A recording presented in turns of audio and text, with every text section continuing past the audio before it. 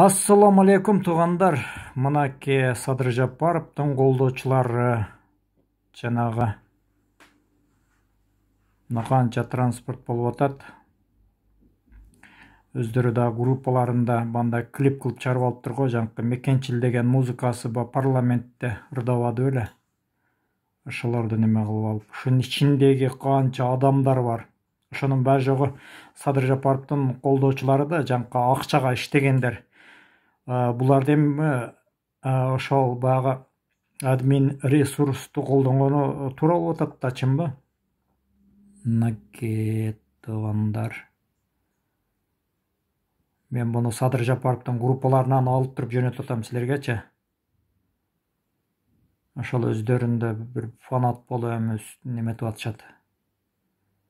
Жөн эле жыр кабап атышат туугандар. Мен дагы айтайын дегеним, туугандар, немеде кече Өзгөндөгү жолугушуу болду го, немедеги Садыр Жапаровдун стадиондогу. Советтеги туугандарым айтты, бизде ар бир немеден жаңкы айыл өкмөтүнөн 50 адам топтоп кетти деди. Советте 12 неме бар да.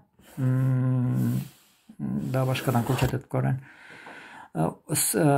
Каракулжада 12 айыл өкмөтү бар.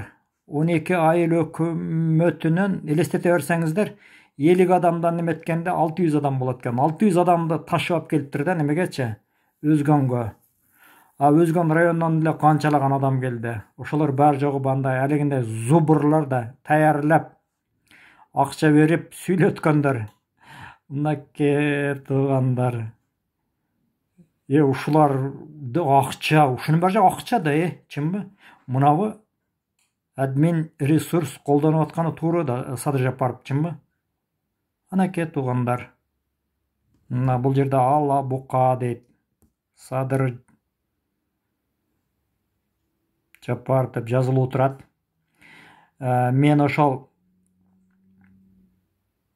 досумун телефонунан тартып, өзүм телефонума тартып алдым, ошол туугандар. Бул чындыкка жатпайт, бул өзү эл талдасын. Мына өзүңүздөр көрүп атасыздар. Катар жөн эле ЗАГСка чыккандай болуп келатат го.